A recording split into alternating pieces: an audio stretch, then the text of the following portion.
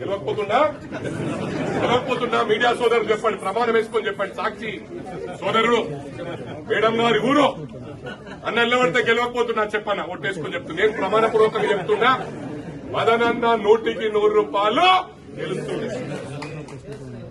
ఇది బిడ్డ, మీరు ఇట్లా మదనన్నటువంటి వాళ్ళను ఎంతో మందిని బొందబెట్టేసిండ్రు. వాళ్ళ కలకల ముట్టనుంది. మీరు అనుకుంటుర్రు వీళ్ళు మేనేజ్ చేయలేకపోతున్నారని. ఒక్కసారి గమనించాలా. ఇలా సెక్రటరియట్ కూడా కూల్చేసారంటే వాళ్ళేమో నిధులు వెళ్ళే అంటారు, అది కూడా చెప్తున్నా. వాస్తవం దాన్ని కొట్టి పడేసిరు, మంచిగున్న బిల్డింగ్ కొట్టేసిర్రు. ఇలా సెక్రటరియట్ చూడనికి చాలా బ్రహ్మాండంగా కనిపిస్తాయి, లీక్లు అవుతున్నాయి. అంటే వీళ్ళు డబ్బులు ఏ విధంగా ఇష్టారాజ్యానికి ఖర్చు పెట్టిర్రు. అరే నా కొడుక, నేను ఆ రోజు కూడా చెప్పిన, నీ మామ ఫామ్ హౌస్ పోతందుకు 800 కోట్లు అంటే ప్రతి సంవత్సరం ఆ సెక్యూరిటీ ఆ బందోబస్తుకు నెలకు 80 కోట్ల రూపాయల ఖర్చు. ఏడాదికి ఎంత అవుతుంది? ఇవన్నీ గమనించాల. గతంలో కూడా చెప్పిన, వక్ఫ్ బోర్డు భూములు సహా, అసైన్మెంట్ భూములు స్వహా, సిటీల గవర్నమెంట్ భూములు స్వహా మొత్తం అమ్ముకోగొట్టిరు. అయినా మా గౌరవ ముఖ్యమంత్రి గారు ఎంతో కష్టపడి ప్రజలకు న్యాయం చేయాలనుకుంటున్నారు. అరే ఇవాళ నేను చూస్తున్నా, నాకు కొంతమంది ఎలక్ట్రిసిటీ డిపార్ట్మెంట్ నుంచి చెప్పడం జరిగింది, హరీష్ రావు గారే ప్లాన్ వేసి ఏదైనా మీటింగ్ లో అయినప్పుడు కావాలని ఆఫ్ చేయరు, ట్రాన్స్ఫార్మర్ కాడబోయని చెప్తారు. ఎందుకంటే ఇలాంటి క్రిమినల్ ధమాకులు. నేను ఎలక్ట్రిసిటీ డిపార్ట్మెంట్ కూడా నేను విజ్ఞప్తి చేస్తా ఉన్నా. కొంతమంది వాళ్ళ ఫేవర్ లో పనిచేస్తా ఉన్నారు. 15 నిమిషాలు అయ్యే పని గంట సేపు చేస్తున్నారు ఏదో రిపేర్కి వస్తే. మీ అందరికి కూడా విజ్ఞప్తి చేస్తా ఉన్నాను, ఎందుకంటే మంచిగా చేసే వాళ్ళు కూడా ఉన్నారు దీంట్లో. కొంతమంది నా దృష్టిలో వచ్చిండ్రు, రైతులకు సహకరించకపోతే సస్పెండ్లు తప్పయి మీకు.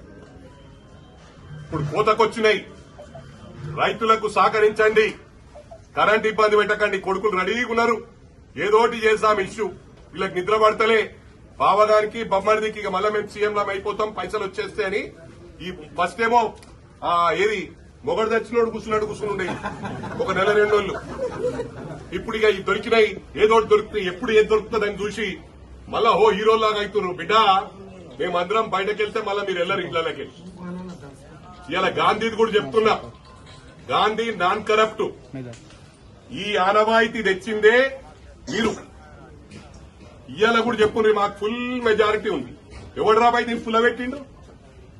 6 నెలల పడిపోతుంది ప్రభుత్వం. 6 నెలల అంటే 6 నెలలు ఎట్లా పడిపోతుంది రాబాయి? మాకు మెజారిటీ ఉండాలి అంటే మా వాళ్ళని కొనుక్కుందాం అనుకుంటలేదు, మా వాళ్ళని కొనుక్కుందాం అనుకున్నావు రాబాయి? బాబామరులు అడుగుతున్నా అన్నది మీరే కదా రాబాయి. ఇవాళ ఎందుకు బాధపడుతున్నారు? ఇవాళ ఆపేసాం మేము, అటువంటి చేయలే. గేట్లు ఓపెన్ చేస్తే మొత్తం పడొస్తారు. ఇట్లా 2 మంత్రులు ఇస్తే మొత్తం ఖాళీ అవుతుంది. ఆల్రెడీ ఒకరు మాట్లాడిర్రు, మాకు 2 మంత్రులు ఏంద్రి మొత్తం 26 మందిని తీసుకొని వస్తామన్నారు. తెలుగు నాదురా సోయి నాదురా ఎందుకు రెచ్చగొడుతున్నారు? మళ్ళా ముందే మా రేవంత్ అన్న వండి కింద పడ్డా మీద పడ్డా అదే అంటాడు, అదే మాట అంటాడు. ఆయన ఎందుకు రెచ్చగొడుతున్నారు మీరు? ఉట్టిగా గెలకకుర్రు రాబాయి, మీరు మీ బొంద మీరు దవ్వుకుంటుర్రు.